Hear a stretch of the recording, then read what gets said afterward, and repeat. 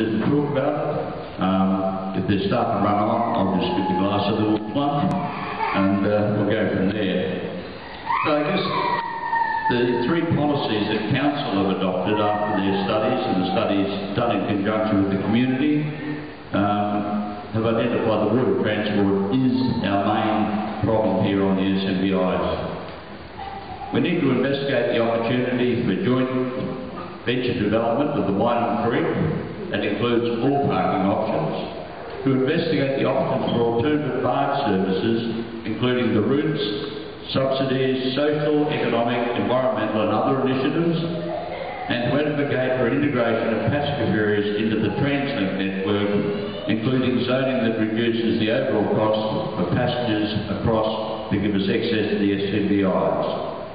Gentlemen, I ask you, what specific actions would you take as representatives at State Parliament to support the three transport-related issues outlined by the Council, so that we don't go on the same route each time? I'll start at the far end this time and ask Peter to speak first down the far end. Peter, over to you.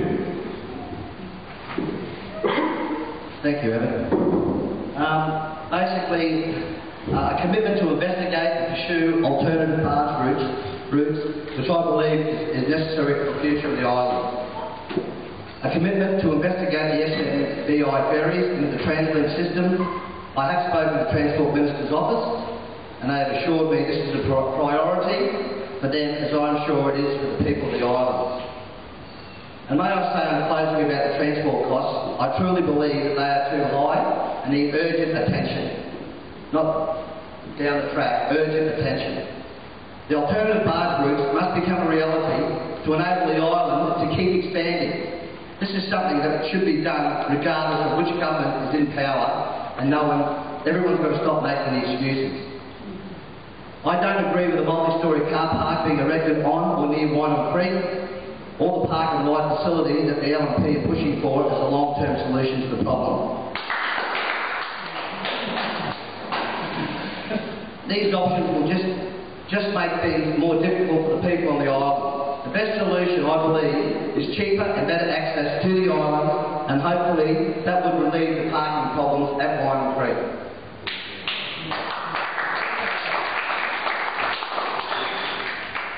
Thanks very much, Peter. David? Yeah, this is a very complex issue, one that I stood in the federal election and I remember coming over and talking about these issues in 2010. I sort of referred in my introduction to my interest and involvement in transport planning, and I've been involved at various times in integrated transport planning subcommittees of the government and a lot of community groups where basically trying to come up with alternatives to just building roads. With regard to the questions here, I think you'd understand that. I don't think you can solve the problem by just investigating opportunities for joint venture and investigate options for alternative barge routes and advocate for integration of passenger service. I fully commit to those, but I think the problem is far wider, and we've got to come up with a long-term solution. It's not going to come out with something that's going to last 5 years, 10 years or whatever. There's a whole interplay of factors here that need to be taken into consideration. I mentioned I live in Cornubia. When I moved into Cornubia in 1985, I could actually lay down in the road in the morning and no one would run me over. Now I couldn't even get into the road to lie down. The traffic is abysmal, and where's most of that traffic coming from? It's coming from the Redlands. Now, more population on the islands is going to mean more traffic having to transgress and move on to already overburdened road networks. And there's no easy solution. Every time we widen the road, what happens? The road becomes more congested. So in solving this problem, we've actually got to look at the mainland as well. And I think the problem with the islands is no different to people who live in outlying suburbs. The outlying suburbs, the price of property is a lot less, but your actual running costs are that much higher because you tend to have to commute longer distances. You might have to run 2 cars instead of 1. I know that's an issue on the island. We get many people have a car on the island than a car on the mainland. That seems to be bizarre if you think about it. That's a non-sustainable solution. I think you've got to look at a whole raft of issues, like the way that registration is charged. Why isn't it on a user basis instead of the fact that you pay a fixed amount? If you don't use the car that much, and that would be probably true of a lot of people, why isn't the registration reduced and a toll charge, which could be put on the petrol? I know that wouldn't be popular, but it would mean that your day-to-day running costs are a lot less.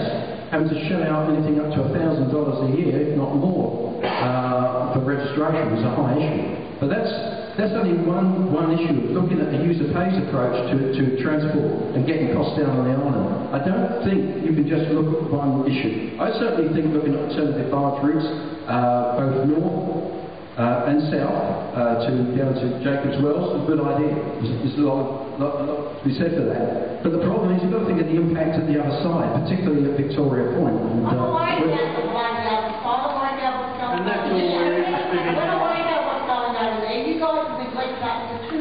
That's amazing what's happening here for us, not what else going to impact on them over there. Well, I'm standing for the electorate of Redlands, right? Well, and you've got to have a Redlands solution. You can't just have a McLean Island solution or a Russell Island solution or a Lamb Island solution. You've got to have a solution that works for everybody. And that's what I'm saying. You've got to have a solution that's long-term. Well, exactly. But it's not working, is it? Well, we're not getting it. Can we hold it? Sorry, I'm gone down there. I'm happy to return to your question later, but I only allotted a certain amount of time.